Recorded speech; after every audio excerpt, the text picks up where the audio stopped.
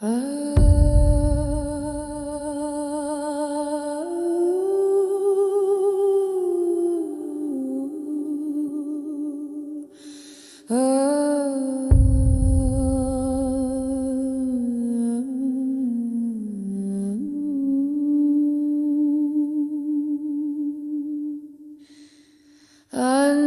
the serpent was more subtle than any beast of the field which the Lord God had made. And he said unto the woman, Yea, hath God said, Ye shall not eat of every tree of the garden.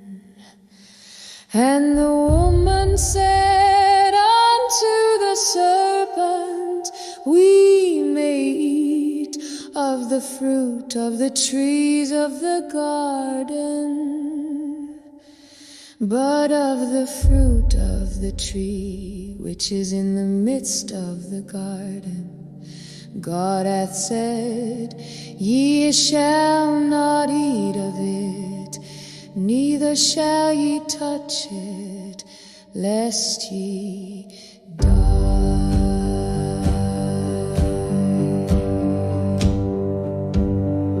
And the serpent said unto the woman, Ye shall not surely die. For God doth know that in the day ye eat thereof, then your eyes shall be open, and ye shall be as gods, knowing good and evil. And when the woman saw that the tree was good for food, and that it was pleasant to the eyes, and a tree to be desired to make one wise, she took of the fruit thereof, and did eat, and gave also unto her husband with her, and he did eat. And the eyes of them both were opened, and they knew that they were naked, and they sewed fig leaves together, and made themselves aprons.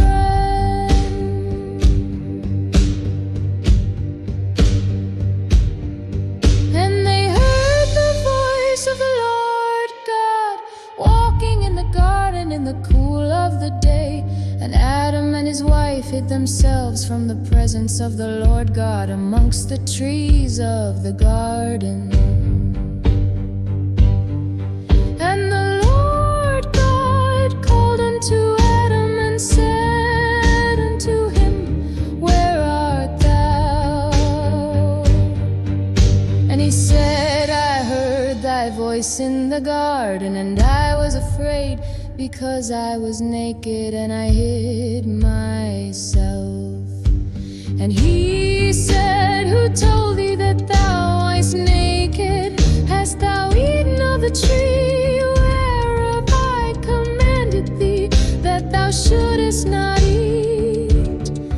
And the man said, The woman whom thou gavest to be with me, she gave me of the tree, and I did eat.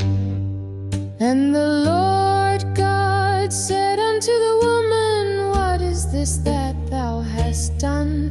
And the woman said, The serpent beguiled me, and I did eat. And the Lord God said unto the serpent, Because thou hast done this, thou art cursed above all cattle, and above every beast of the field. Upon thy belly shalt thou go, and dust shalt thou eat all the days of thy life.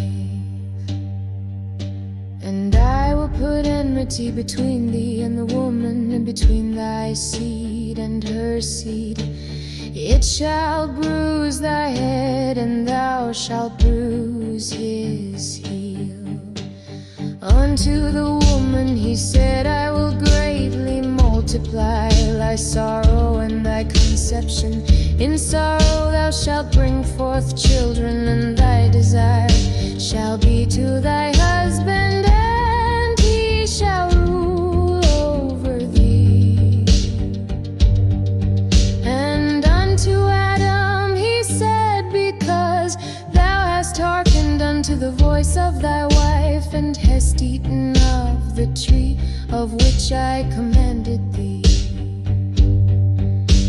saying, thou shalt not eat of it, cursed is the ground for thy sake, in sorrow shalt thou eat of it all the days of thy life. Thorns also and thistles shall it bring forth to thee, and thou shalt eat the herb of the field. In the sweat of thy face shalt thou eat bread, till thou return unto the ground, for out of it wast thou taken. For dust thou art, and unto dust shalt thou return. And Adam called his wife's name Eve, because she was the mother of all living. Unto Adam also and to his wife did the Lord God make coats of skins and clothe them. And the Lord God said, behold, the man is become as one of us, to know good and evil. And now lest he put forth his hand and take also of the tree of life, and eat and live forever.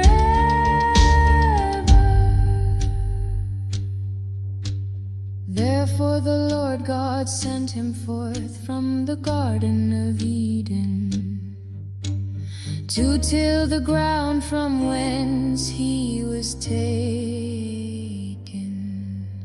So he drove out the man, and he placed at the east of the Garden of Eden cherubims, and a flaming sword which turned every way, to keep the way of the tree of life.